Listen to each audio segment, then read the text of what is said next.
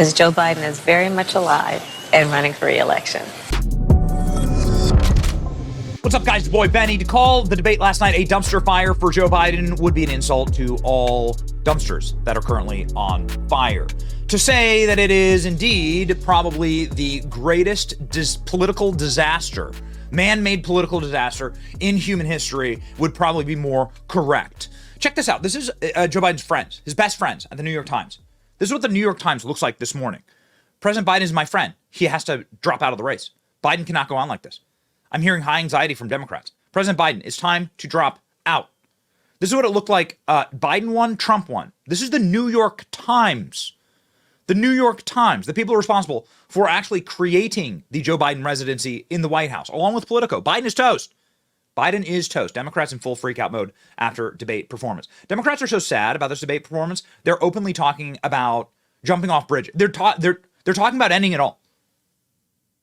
This according to CNN. When that happened, the entire room was just completely silent and in shock, and that this member's own reaction was that he wanted to jump off of a bridge. He wanted to jump off a bridge. Okay, so I'd rather jump off a bridge. I'd rather end it all than have to watch Joe Biden carry on in the debate for any longer. CNN poll, who won the debate? First debate, Joe Biden won by a lot. This was in 2020. First debate of 2024, Donald Trump won by a bigger margin. 66 net point swing towards Trump. And that's not the only thing swinging Trump's way. Check this out. 2024 U.S. president, real clear politics, betting average. What's the money say? What's the smart money say? Oh my goodness gracious. Holy guacamole. The 2024 presidential race has turned into a meme stock. There it is. Joe Biden, there. Somebody called Roaring Kitty. Boom, bing. Donald Trump to the moon. Okay. Somebody who was clearly wishing that they lived on the moon last night was Jen Psaki, who had to openly mule and cry about the fact that Kamala Harris was having to do media hits. Now that seems a little strange. You'd never normally see that.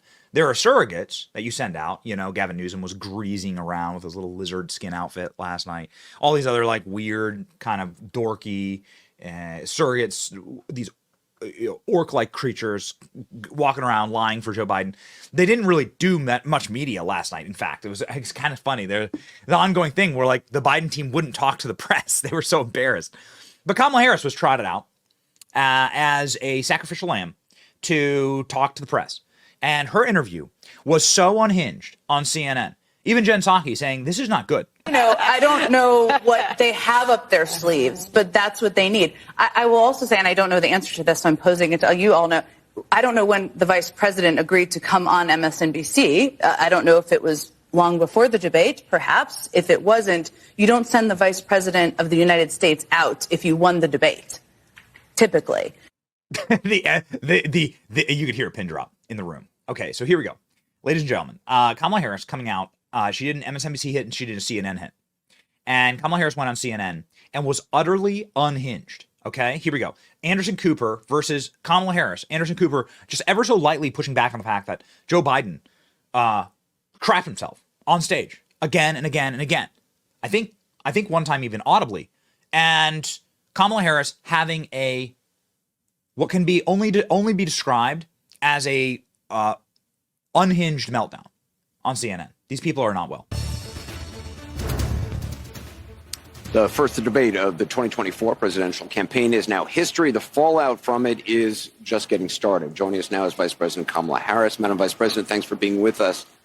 CNN's John King has described a panic inside the Democratic Party right now because of President Biden's performance in tonight's debate. He's been hearing from Democratic lawmakers and others around the country. Some within your own party are wondering if President Biden should even step aside. What do you say to that? Listen, first of all, what we saw tonight is the president making a very clear contrast with Donald Trump on all of the issues that matter to the American people. Yes, there was a slow start, but it was a strong finish. And what became very clear through the course of the night is that Joe Biden is fighting on behalf of the American people, on substance, on policy, on performance. Joe But Biden is extraordinarily strong. And I'm sorry, that on cannot substance be and debated. policy and performance tonight, I mean, the president's performance tonight clearly was disappointing for his supporters. CNN is reporting Democratic lawmakers watching the debate were worried about the president's performance. One said it was a disaster. Another called it a train wreck. Those are Democrats especially worried that Biden did not punch back on Trump's lies. Listen, people can debate on style points, but ultimately this election and who is the president of the United States has to be about substance. And the contrast is clear. Look at what happened during the course of the debate. Donald Trump lied over and over and over again, as he is wont to do. He would not disavow what happened on January 6th. He would not give a clear answer on whether he would stand by the election results this November. He went back and forth about where he stands on one of the most critical issues of freedom in America, which is the right of a woman to make decisions about their own body. He has been completely ambiguous and all over the place about where he stands on that issue, despite the fact that he hand-selected 3 members of the United States Supreme Court with the intention that they would undo the protections of Roe v. Wade, and that's exactly what they did. And just 3 years ago, we commemorated the 2-year anniversary of Dobbs, wherein women across our country have been denied emergency health care, All that may be true. All that may be true. Watch but this the president of the These United facts are States very was not important. able to make that case to Donald Trump on the stage tonight. I mean, you debated against then Vice President Vice President Biden 4 years ago, and he was a very different person on the stage 4 years ago when you debated him. You must, I mean, that's certainly true, is it not? Anderson, the point has to be performance in terms of what a president does.